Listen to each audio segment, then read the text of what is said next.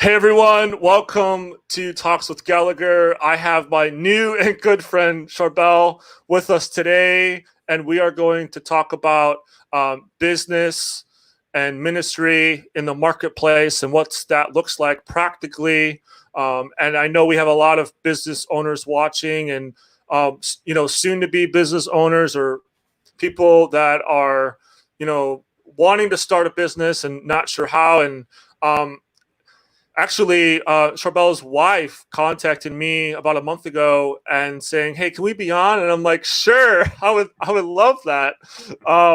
And so I just am really honored to have Charbel on with us today, and I'm going to just read a quick bio about him. And this bio doesn't do full justice, but this is the bio that I could find. So Charbel was born in Wartown, Lebanon, and immigrated to the U.S., where he quickly became a successful multi-business owner and entrepreneur. He's celebrated for his immigrant success roots on several occasions.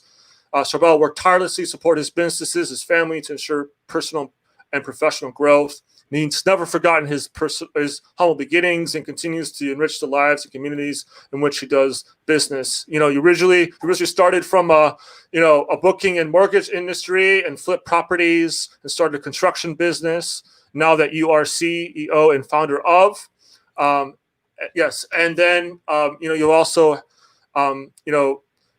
have sold and flipped and renovated and connected with other leaders in that space, in that sphere. So yeah, thank you for being on today, Charbel. And I'm just really curious, given your really unique background, and this is just my opinion. I'm going to say right now is we need to hear we need to hear more stories from people in the East, in the West. Like, we need more of those stories. I feel like that narrative isn't shared enough. And so that's another reason why I feel so honored to have you on, is that these stories need to be told. And so please tell us your journey into the marketplace, and how your faith has brought you where you are now. Oh, well, that's awesome. Thank you for the question. Thanks for having me, first of all, John. I really appreciate it and looking forward to it. And like you said, these stories need to be told. Sometime we want to be humble, but in the process, you don't tell the story and you don't glorify God for his miracle to put in us where he have us today. You don't look at the small miracles in the beginning that are an intricate part of make us who we are today. And that's the part where I don't want to forget that. I don't want to forget that. I don't want to just shove it to the side and say, oh, well, I don't want to talk to anybody about working at McDonald's, flipping burgers in 1996, or working as a landscaper, or working as a Kirby vacuum cleaner salesperson, traveling across the New England towns without knowing where's the East from the West in here, for goodness sake, getting lost and wondering, how am I going to get home without a GPS from New Hampshire to Massachusetts and back to home. Crazy humble beginning, and I'm just so thankful to God for bringing me through all of those things. But the journey started here in New England in 1995, where I first came from Lebanon, landed in Boston, and never looked back, never went back to my home country, because of all the crazy things that happened there, and for all the heartache and the losses that I've suffered as a young child and as a young man.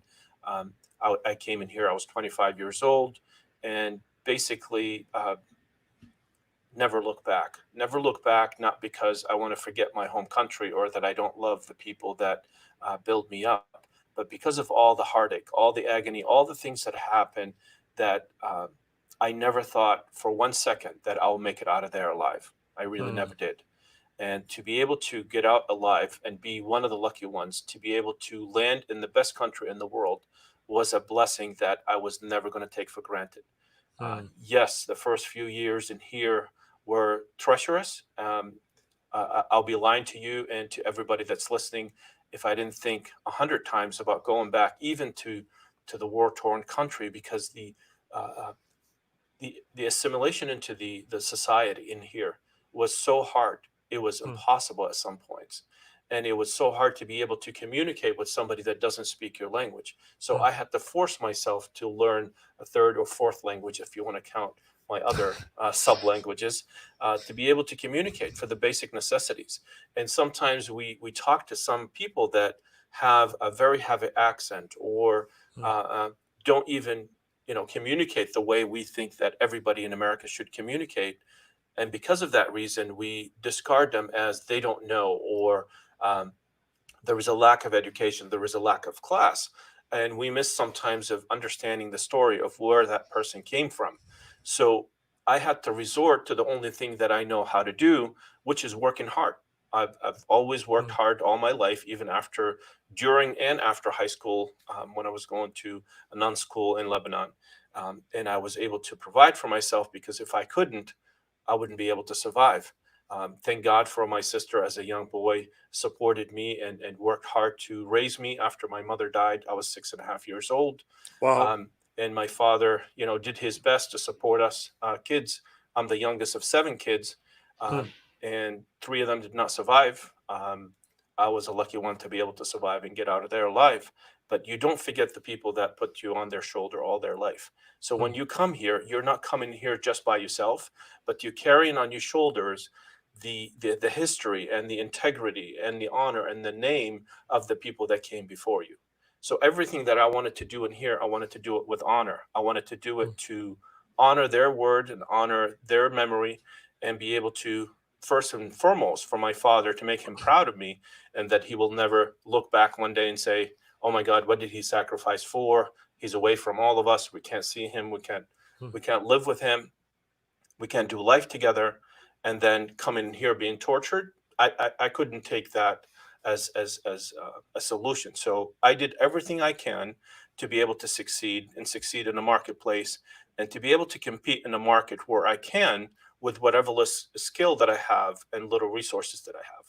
So just coming in from a different country, you don't have the same basic luxuries of having an uncle, an aunt, a father, and a mother, and a lineage, or just friends in general that you went to school with, Hmm. that you're able to just call on a friend and have them come in and help you if you need Hmm. help. I didn't have any of that. So I was completely Hmm. 100% disconnected from the tribe, my people that I grew up with. Wow. So what was left for me to do is to be able to rely on the basic skills that I have, and which is my time and my hard work. At Hmm. one point, I was working 3 part-time jobs, Hmm. walking between jobs in a treacherous New England weather, Hmm. but to be able to make it. And I did not grumble, complain. It was hard, but I knew that that's not going to last forever. That this is just the beginning towards Hmm. something that I want to build a better future. And the second thing is, you start going into culture. How do people spend their time? Where do they go on vacation? Vacation was a novel idea. We don't have that in Lebanon. Vacation, or spending, or having a car, or a second car, buying a Hmm. house. How do you have credit? All of these things were mysteries to me. Hmm. The basic elements of how to study to go and get a learner's permit in the beginning years. Uh, I rode a motorcycle back and forth to work for the whole entire time I was waiting to get my license, because I couldn't wait for my license to come as a 25-year-old before I go to work. I couldn't sit home while I'm waiting, to be eligible to go and take a driver's ed. Hmm. I had to drive a motorcycle, and I drove that motorcycle all the way through the winter, to almost to the tune of being frozen on a motorcycle in a Hmm. 12, 13 degree weather. It reminds me of the Dumb and Dumber uh, episode, or a scene. But you do these things because you understand that right beyond that hill, there is there is a playing field that you'll be Hmm. able to enjoy. You'll be able to look back on those days and say, remember the days, and be able to enjoy the present. So, Hmm. going through that journey to get to the point where I had a driver license in my hand, I remember how proud of myself I was, because now for the Hmm. first time, I'm carrying in my hand a tiny little identity that says who I am, Hmm. that I'm able to be able to exercise my right of driving, to be able to go from this job to that job, to be able to buy a car and register a car. Hmm. These were all foreign ideas. Hmm. You don't need those kind of things. You don't enjoy those rights, that if you study hard and you pass a test, you get a license and you maintain it and you keep it, and you're able to go on from having a license to drive to having multiple licenses for multi-million-dollar companies, that you're able to register, that you're able to provide opportunity and employment, the same employments that I wish somebody had given me in 1995 and 1996. Now I could be that employer that can. Oh, okay. Somehow we lost Charbel, and yeah, I apologize for what's going on. I don't know how that happened, but let me just contact him. Let's see. Wow. Well, isn't this really fascinating, everyone? Just this story of Charbel, and just, I was just actually telling him off the air, just how we need to hear more stories from people in the East that have come to the West, and hearing their stories. And I think it gives a greater appreciation for us Americans living in the United States. And also, it also just shows just how nothing is, don't take anything for granted. All right, here he comes. All right, I don't. Happening, John. This has never happened before. Like, we were talking great, and I was listening. It's really just great, and then all of a sudden, it's like, whoo! It's just like just I don't know. Just a vulture snapped me. Yeah, it's just like, I think there is a lot of power. Let's step back a little bit, John. I think there is something going on in here that doesn't want us to talk to each other today, and I pray against that. I absolutely pray. I have never had this happen in my entire history of doing an online interviews. Me too. I've not had this many issues as well in my history. So there is something that's happening here that doesn't want us to talk to each other. How's that? We're not going to stop. We're not going to stop. We're not going to stop. Yeah, we don't give up. No, that's it. Yeah. It's not going to stop us. Yeah. Yeah, I was actually, when you somehow just poofed, I was telling everyone that off air. I was just telling everyone just how vital it is to hear stories from people from the East, and hearing it in the West, and just how we can't take anything for granted, and just that's so true. I think it's just so important, even today, and so, yeah, that's what I was saying. I was just, so then, then you pop back in. Break to a commercial right there, right there. Yeah. No, absolutely. These are the beautiful times, the beautiful years, regardless of the struggle, because one of the things that was able to sustain me going through that, John, was the love of my father, and his acceptance to even my failures when I was a kid. Because a lot of the failures that I had, and I realized that later on in my life, where I look back on everything that I came to him for. Hey, Dad, I have an idea. I have a venture. And sometimes were the craziest ideas, and sometimes were some good ideas. And I didn't realize that at the time. But through his acceptance of me, and him believing in me, not necessarily believing in the venture that I was bringing into him at that point, he believed in me. And sometimes he's like, oh, I'll throw some money at that idea because I believe in it. And some other times he did not. And I didn't realize that as a kid on the receiving end. All I thought is either Dad dismissed it or supported it. But I didn't realize that he's like, well, he's onto something in this venture. And then he put some money behind it. And one of the biggest things that he supported me with, that sticks with me till this day, is when he saw me working so hard, working 12 to 18-hour days in a shoe factory in Israel, to be able to raise enough money to be able to start my arcade business. I came up with this idea that the town, or the small town that we lived in of 2,000 people, needed an arcade center for kids to go into and play. And not just the basic arcades that we play with today, but there were some pool tables and some foosball tables and some pinball tables. So it was activity, community, a snack bar, all that. I dreamed it, and my dad supported me on that. And that was really my first successful business that ended up putting me on the map as a 20-year-old business owner, where in a year and a half, I was able to open another store and acquire a restaurant, a fast food restaurant nearby, and became the first business that was open 16 to 18-hour days. Wow. So he supported me through that. And really, right after that is when I came in here in 1995 to the US. But looking back on those, the struggles, the triumphs and the struggles is what gave me the power to be able to succeed and to persevere and look beyond the daily struggles that we go through. Yeah. Wow, that's incredible. I'm just really curious, what were you telling yourself? Like what was the story that you were telling yourself when you were faced with these obstacles that you have mentioned? And, like, yeah, I'm just curious, like, what were you telling yourself at Wow. that age? I could give you a visual, honestly. Yeah, please. If I could sum it up, and I remember the winter of 1995.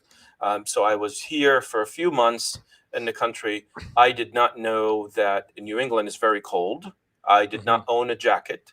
I did not own any boots or warm clothing. I haven't had the chance to go and purchase these things. And we had the blizzard of 1995. I have decided that if I park my 323 Mazda, that was like $1,000 car, if I park it on the street, it'll be better than having to shovel the snow to be able to get it out. Little did I know, that morning that little Mazda disappeared. Not only that it was covered with snow, but the police have basically towed it and confiscated the car because it was parked in the street. I did not know that. I did not know that if you put the car in the street, that somebody's going to come and take it away. So little that I knew that now I don't have a transportation, and 2, I have a small shovel, and 3, I did not have any jacket or warm clothing, and we have almost 5 feet of snow. Wow. I did not know anybody in the area. So I didn't have an uncle, an aunt, or a friend to call and say, where did that car go? I left it on the street and now it disappeared. And I remember shoveling the snow to be able to make it out of the house. And I was so overwhelmed. It was beyond despair, honest to God. And I remember just taking it shovel by shovel and say, one more shovel. Every time I take a shovel, I say one more shovel. Because if I would just lift it up my head and looked at how much snow that I needed to move to be able to get out of the house, it would have been so overwhelming. And that memory stuck with me. That memory stuck with me, that every single time now that I go through a hard time, I just look at it as it's just one more shovel. It's one more shovel. It's one more step. It's one more obstacle that I need to go to, because I know what's on the other side. I know that the promise just lies right around the corner, and I have to persevere, and I have to be strong enough and to stand on my feet and continue to persevere, because I know the promises of God is right there for me, and I need to just get to it. I'm not going to be able to get to it if I'm sitting on my butt, or if I'm not doing anything. If I'm just sitting down and complaining, it's not going to change anything. I have to take action and participate in my own salvation. Yeah. Fight for it, engage for it. Yes. Yeah, not just take it just because. Yeah. Nope. Yeah. And yeah, I just feel like that type of mindset built in you a foundation for your success today. And I'm just curious, like, you shared some of your biggest challenges briefly here in a response to my first question, but I'm just curious, like, tell us, like, how are you able to overcome, some of these challenges? Like, can you just give us an example or two how you overcame some challenges? Sure. Trial and error has been really proven in my life. Just imagine the first time I decided I'm going to buy a house, right? So I listened to the late night infomercials of buying houses for $0 down. That was the original, like, zero money down programs, and $400 later you become this bazillionaire, right? And I fell in for it, and I decided I'm going to participate in that. So I bought into the culture. Here's late night TV. I'm racking my brains out and figuring out how am I going to succeed in the U.S. And here is late night TV. Thank God for that. I purchased the program. I studied the program. I realized that that program doesn't work for me, or it doesn't work for the area that I live in, because there is no houses that you could buy for $400 in Massachusetts. So I wrote that off, and I said, okay, I live in one of the richest areas in the state, near Boston, Massachusetts, and there is no such thing as $400. But can I buy a dilapidated house that nobody wants? And that idea started, going in my mind. I started talking to some people, and they said, "Oh yeah, there is a concept called auctions." I'm like, "Okay, tell me more." And they start telling me about foreclosure auctions, where if somebody doesn't pay their mortgage, the mortgage company comes in and foreclose on the house. They sell it at auction. Or if you don't pay your taxes, the city comes in, or the town, and take your home away, and they sell it at public auction to recoup their money back. I'm like, that's a great idea. I want to do that. So I started clipping newspapers in my early years in 1997, 1998, and saving them, driving by these properties and dreaming of owning one of them at one day. And lo and behold, the day came where one auction was being held. I have scraped together a $5,000 deposit to purchase my first, not just to purchase, to be able to participate in the auction. Little did I know that when you buy something at an auction and it's over $5,000, you have to pay that extra money. I didn't have that extra money. Oh no!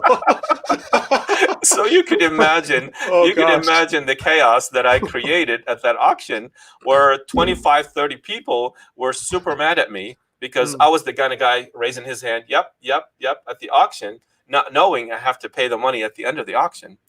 Lo and behold, I screwed up the auction for everybody. Everybody was mad at me because I bid over the $5,000 deposit that I have, and I didn't have the money and the means to be able to pay for that home.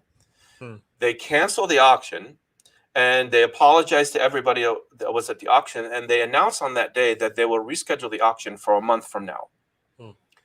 Lo and behold, a month from that date, they called me. I get a call on my phone, said, "Mr. Najem, would you like to come in and bid at the auction? You were there and you registered last month." I realized that the person on the other line did not know I was the guy that screwed up the auction to begin with. They were calling me Mister. Number one. And two, they invited me back. Oh my gosh. So I went to the auction, and it was a really cold day in February. And it was me, the auctioneer, and the person from the Treasury Department. There was nobody else. And I was able to talk the lady from the Treasury Department to let me have the house. I was telling her I was the guy that screwed up the auction last month, and I didn't have any money. So all I have is that $5,000 deposit. She took pity on me, and she said, "Bid over me, and I'll let you have it." I could not believe my ears, honest to God. I'm looking at her, and I'm like, "For real?" And so I bid $4,500, and guess what? I purchased that house for $4,500. Wow. The auctioneer had to give me $500 back. He told me in 30 years of him doing this auction, he's never had to give money back from the deposit for somebody that purchased a house. But it happened. It was a miracle that day. I didn't look at it as a miracle. I called it lucky. I was very happy that I got the house. I didn't have to pay anything extra. He actually had to send me back a $500 refund check from the excess deposit. He handed me the foreclosure deed at the auction because I paid in full. And I was so green. I was asking him, "What is this?" He said, "This is the ownership for your new house." Well, it was nothing new about it. There were squirrels living in it. The attic was just busted. The roof was dilapidated. It was a 3-level building. We called them triple deckers in New England, where you could rent two stories and live in one. And that was that type of house. So lo and behold, I worked my rear end for 1 year fixing that house while I was working in the mortgage lending business. During the day, so 9 to 5, I was a shirt and tie. In the afternoon, I hang those on a nail on the wall, and I go down and I work as much as I could possibly can until 1, 2 o'clock in the morning. And a year later, I was able to flip that house and sell it for $110,000.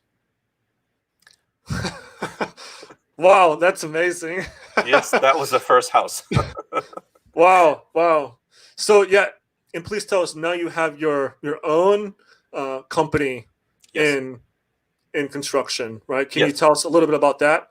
Yes, so that was born out of necessity as well, Mm. because I had no intention of becoming a developer or a builder. My idea was to buy and flip homes. I figured if I could do one house in 1 year by myself, why not hire a couple of people and let them do what they do best? And I could work in the banking industry and the mortgage industry and make the money there, and I come in, and just pay them. So that first year when I did one house, the second year I did three, 4 or 5 houses at a time. To the 2003, it was my best year. I almost did about 10 homes that year. Plus, I was Wow. making really good money in the mortgage business. And fast forward to 2008, when the economy completely collapsed. And when that happened, I could not do mortgages. Mortgages were completely a standstill, and I couldn't sell any of the homes that I have. And I was faced with almost bankruptcy. So I could basically claim bankruptcy and or ask for aid or ask for help, but that wasn't part of it. What I did, instead of just going to an attorney, I went to my pastor, and I Oh. asked my pastor at the time, "What does the Bible say about bankruptcy?" And he said, "Oh, that's interesting. That's a subject that was never covered." But he's like, "Let me tell you about something that's called taking responsibility for your own financial ruins." I'm like, "Okay, what is this about?" And he said, "If you have to claim bankruptcy, that's fine. That's what the law. This is what the law of the land will say, and you could do that. But if you want to take responsibility for what's happening, you write a letter," and he called it the Nimwit letter. I remember that. I think he made it up, obviously. He just wanted to get into my head. And he said, "You just write a letter to every lender that you owe money to, and you tell them you can't sell anything, you can't buy anything. There is no way that you're going to be able to pay them the debt that they pay, and beg them to basically, number one, meet with you if they're local, or two, get on the phone with you and work out some type of a settlement agreement where you are able to either lower the debt, lower the payment, cancel the debt, or whatever else, to sit down and talk and say, I want to pay you, I just don't have the ability to." In the background, what's happening in my personal life at the time, we had our two youngest kids. They were 1 and 6 months old, not even 3 months old. And both of them in diapers. So great, you have land, but you can't feed them dirt. You have houses, but you can't take studs off and feed the family. So add all of that on top of the business, and add all the despair that the country has just gone through in 2008, 2009, and 10. And that was a compounding effect, that you're not only fighting on the outside as a business, but you're fighting to keep your kids and your family fed. And you have to balance that act and be responsible in the same time, and be cautious to the people that lend you money, because part of the people that were lending money, it wasn't just national lenders. There were some people that invested money with me. These are people in the community. These are people that we know. We go to the same places they go. And I can't just tell them, "Oh, by the way, I'm claiming bankruptcy. Good luck." So instead of the bankruptcy, we decided to just do exactly what our pastor told us to do, and be able to talk to every single person that was willing to talk to us. And a lot of them did. A lot of them appreciated that I'm taking responsibility for what happened, and they gave me breaks. I remember one lender, he said, he just took a piece of paper and said, "What about this loan? How much can you pay?" And I told him, he'd say, "Okay, I'll do that. What about this loan?" And we went down, 3 to 4 loans, and he cut most of them in half or even more, and said, "Whenever you're ready, just come back and we could work out the full payment agreement." And that's exactly what happened. And so the Capstone companies was birthed out of that flipping business. And I was, from that investment venture, that, okay, now I can't buy houses, I can't sell houses, but I could still fix houses. Because for the past 9 years, I've been basically fixing all these properties for myself and for some of my friends. So I turned that knowledge into a construction business, and took it a step further. And instead of just working for every single person that wanted to do a kitchen or a bath, because now I have 8 to 9 years worth of experience in the lending industry. I decided to open a restoration company that deals with insurance restoration and with banks, right? So when God forbid somebody's house burned down or flooded with water, the bank has, the interest in the property. So I started coordinating between the insurance companies and between the banks and the homeowners. And that's really where I found my ability to be able to be a wall builder or a bridge builder, like you say, and be able to, negotiate and be able to do the best for my clients and to be able to do it ethically and lovingly and to do it with excellence. And out of that company, the Cedarwood Family Foundation and the Cedarwood Companies was birthed out of that, because now the same people that are working with us and fixing homes became an essential part of us being able to work with homeowners that needed help to be able to fix their homes, to sell it. And that was the collaboration between the development company and the real estate sales company. That also out of that is the community building that we do for people, where we take individuals that wants to start a business and don't know how to. Do I put an LLC together? Do I put an S corporation together? Do I do just a business, a DBA together?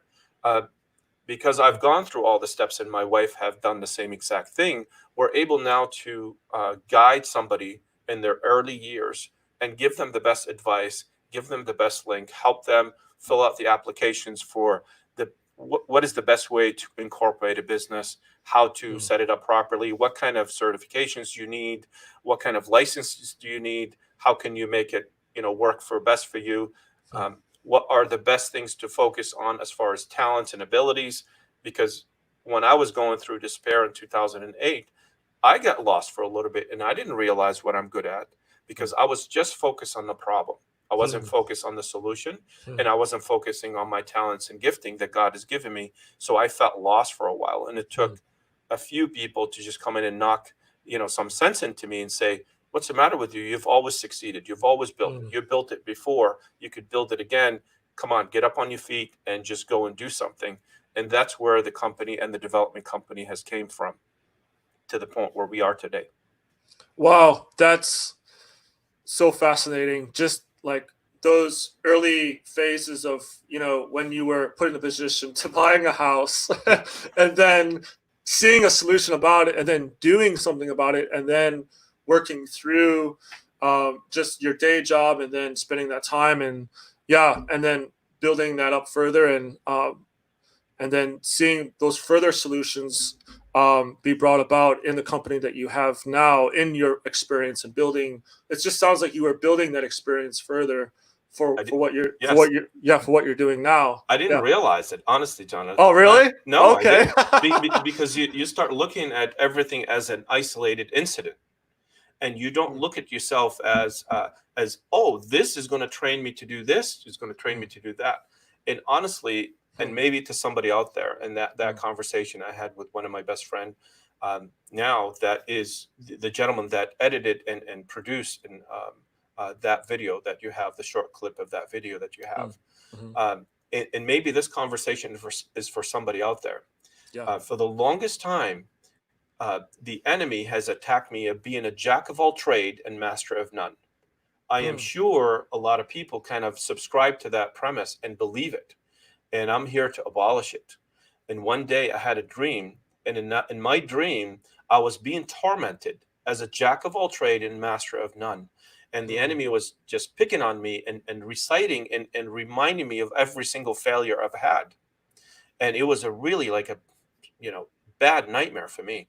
And right before I woke up from that dream, I heard the other voice. And that voice said, "You're not a jack of all trade and master of none. You're a jack of all trade and master of many." And it blew my mind.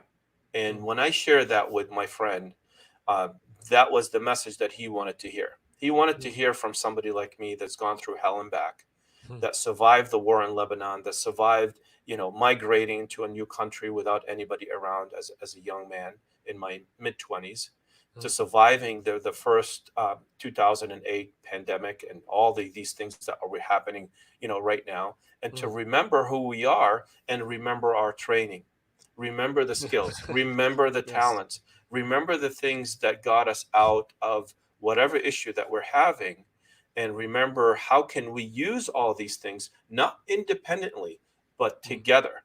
How can I come in and reach out to somebody like John and say, John, help me get the message out? Oh, I can't do that. Well, yeah, you can. You have a really nice podcast and you'll be able to put this together. And why can't we just encourage one person? Mhm.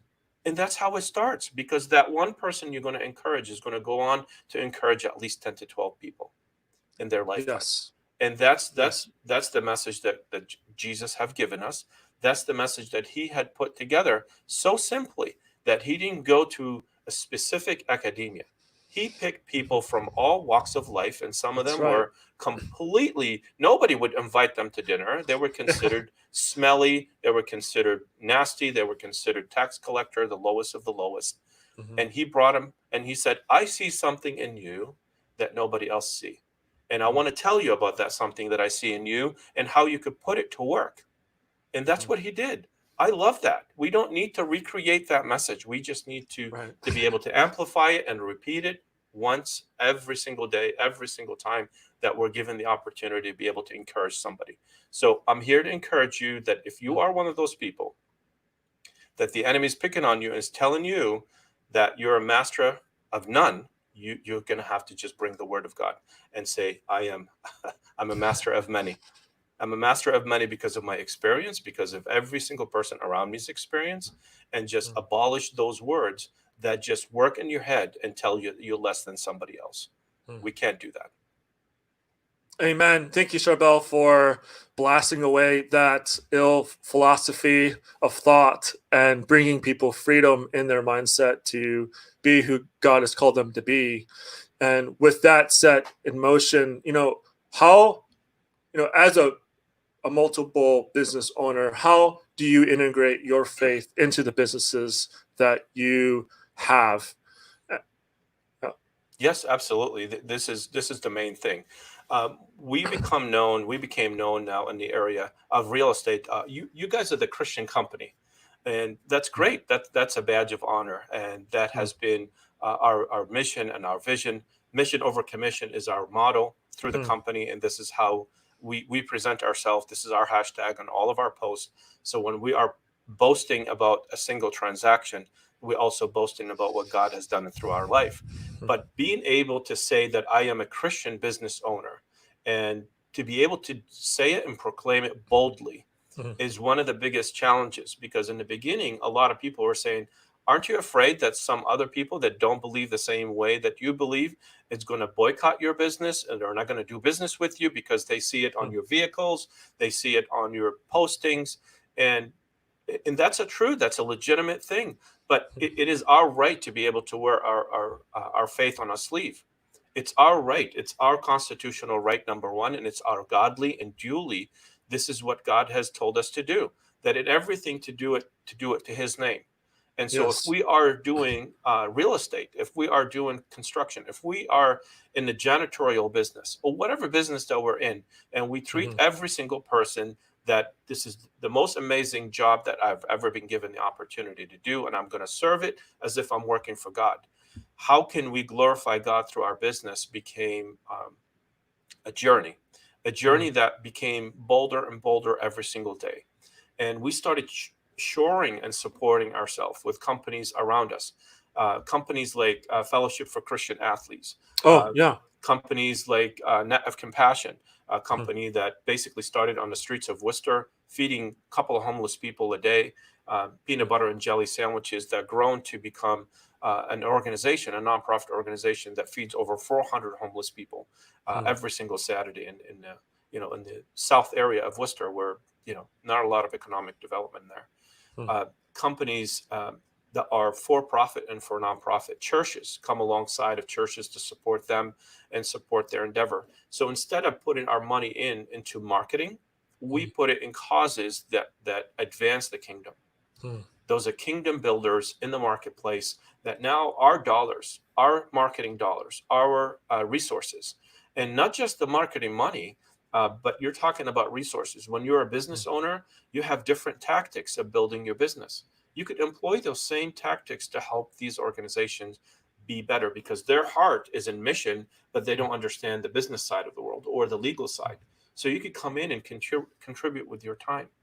And these are the kind of things that we're able to realize our gifts and our talents and abilities. So if you put all of these things in and you sit back and say, as a godly owned business, we have the financial, the moral, and the calling responsibility to be able to advance the kingdom and advance kingdom causes beyond making the profit, before making the profit, that this is our first mission, and be able to boldly proclaim it.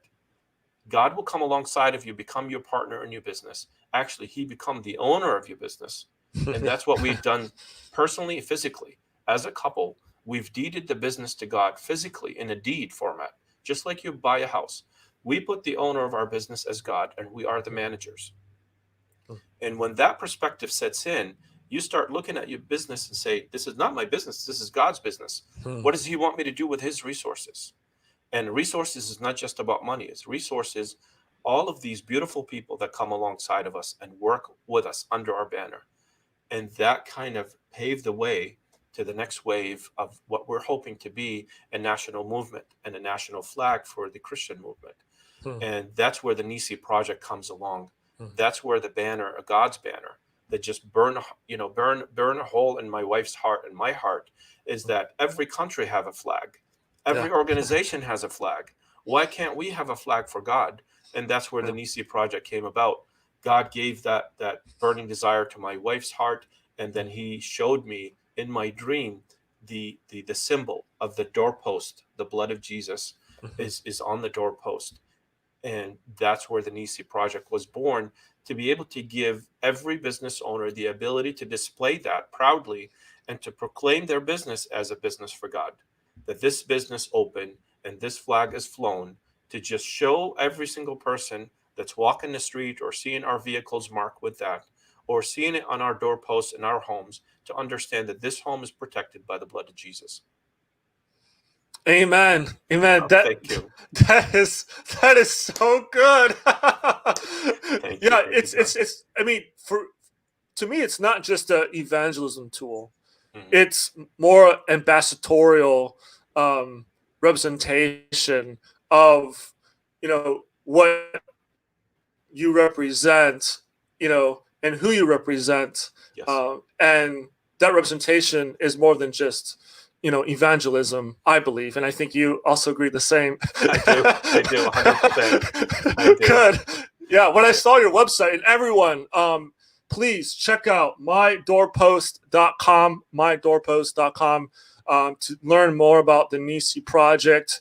Buy the flag, buy the shirt, and represent the Nisi banner symbol. And it's interesting, and not to focus a whole lot on this subject particularly, but I just find it interesting, and I'm not sure when your wife and you had the vision of this project, but just we're coming out of this pandemic just now, and just recently has happened, as everyone knows. But just how I'm reminded, with the children of Israel, when they came out of Egypt, they put the blood on the doorposts, exactly, so that the death angel would pass over them and they would not kill their firstborn. And I think if we translate that, from that ancient story into modern day times, not killing the firstborn, the first fruits, of what we have labored, in the land, what we have labored, in this time. And that I believe that is, that this Nisi Project is not just a symbol of,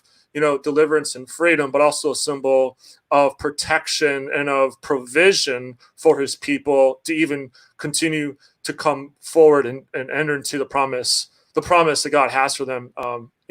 And so, yeah, when I saw all that, I'm like, wow, like this is amazing timing. Yes. Yeah. So that's his provision. Honestly, that's his provision. He's the same God yesterday, today, and tomorrow. And that's what he did. He saved our fellow and our brothers and sisters back then from Egypt, and he is able to save us today, and he will save us tomorrow. We just have Amen. to trust and believe and put our resources exactly where it belongs. And that's where the Nisi project, it was timely. If you see everything that happened through that video was recorded before the pandemic, before all the rioting. And if you see some of the rioting that's in that video, you will see it's almost like it's almost like a prophetic video, Yeah, because it all is. of those things were filmed before all of these things are happening to us. But Wow. it was launched right in the middle of all of this that's happening to us today, to be able to love and encourage and bring together, not the fear, but to bring together the hope that God has saved them back then, and he will save us today. Amen. Yes, yes. Yeah, God doesn't change in Nope. in how he leads his people, and how he leads us in what he has for us in his provision. And yeah, and I'm also just so encouraged that you guys want to empower other business owners, and not being afraid of their kingdom beliefs and Yep. how that's being integrated into the marketplace. That's it. That's Yeah. it. It has to. We have to encourage one another and be able to build each other up, and Hmm. be able to come alongside, because every single person is different, and we all have gifts and talents that the other person doesn't possess. But Hmm. combining it together, it's combining like fuel to a rocket, and that's what we want to do. Yeah. We want to be able to empower every single person that's thinking about this, but have some issues about it and not understanding exactly what it is. They're more than welcome to reach out to myself or my wife. We would love to talk to them and be able to encourage them. And hopefully, in the coming days, we'll be able to put a curriculum together for small businesses that are kingdom minded individuals, that they are putting the kingdom building alongside of building their business, and using that platform to be able to graduate men and women for God through the marketplace, and not just treat it as two separate things.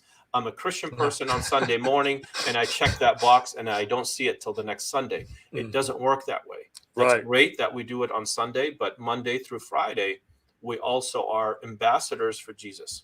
And we need to Yes. be able to bring it into the marketplace where we are.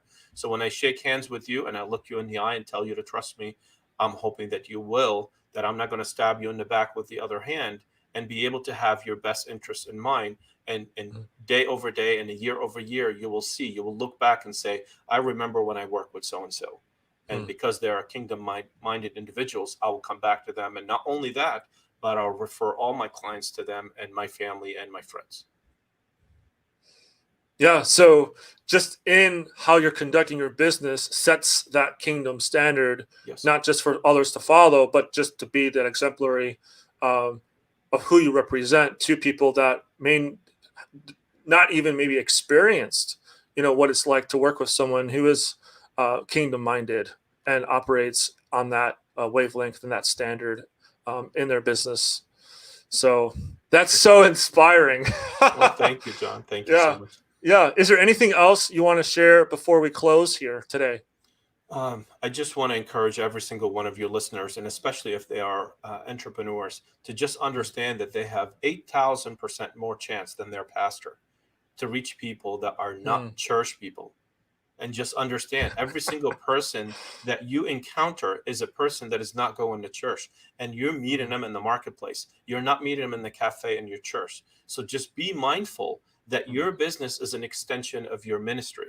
And if you use your business as an extension of your ministry, you'll be able to gain a lot more souls for God, and you'll be able to help a lot of people that desperately need it, that don't even know that they need it. They're just waiting for you to share your testimony and say, how can you stay calm in the middle of all this stuff? How can you stay hopeful? And that's your opportunity. That's your cue to jump into action and tell them the real reason why you feel peace in your heart. And it's Jesus Christ. And you'll be able to bring that message to them. Maybe they won't take it the first time. Maybe they won't take it the second time. But they will look back and they will see you tried and true in every single one of those opportunities, and they could see that you're still calm and your business is prospering and you're growing, and they are forced to listen to you. They are forced to listen to you. Listen to this, not by force but by love. You're loving them no matter what, whether they come to your church or not. You still love them the same way, and you still talk, and you still invite them, you still service them, and they're going to be attracted to that. Instead of recruiting them to it, you're just going to attract them to the love of Jesus. That's it. Well said. And you said 8,000%. I really believe it. Wow, I really believe it. That's significant. That's really significant. So wow. Listen to this. Your pastor can't go and invite somebody in the marketplace or you see them on Main Street. But if you're servicing them and you invite them, now your pastor have the opportunity to disciple them. He's not going to be able to. And that's why when we invite people and we bring them in, that's where the greater good will be happening. Amen. We'll just end it right there. That's where the greater good will be happening. Yeah. I think, business owners maybe sometimes don't always realize how much influence they have out in their sphere of influence, out, in culture and society, especially Christian, people, sometimes think, okay, business, and not necessarily always realizing the component of what they are representing and who they are, of what God has called them to that place. So thank you for encouraging believers in the marketplace to not be afraid, to not be timid in their faith in God and how they conduct their business in a practical level, in a wise way, in their time in their sphere of business, whatever that is. And yeah, thank you, Charbel, for joining us today. It was a real honor to have you. And yes, man, this was so good today. And so thank you everyone for watching today's broadcast. And I look forward to seeing everyone next week. Thank you so much. Stay tuned. God bless you. Thank you, John. Appreciate it. You're welcome. Thank you.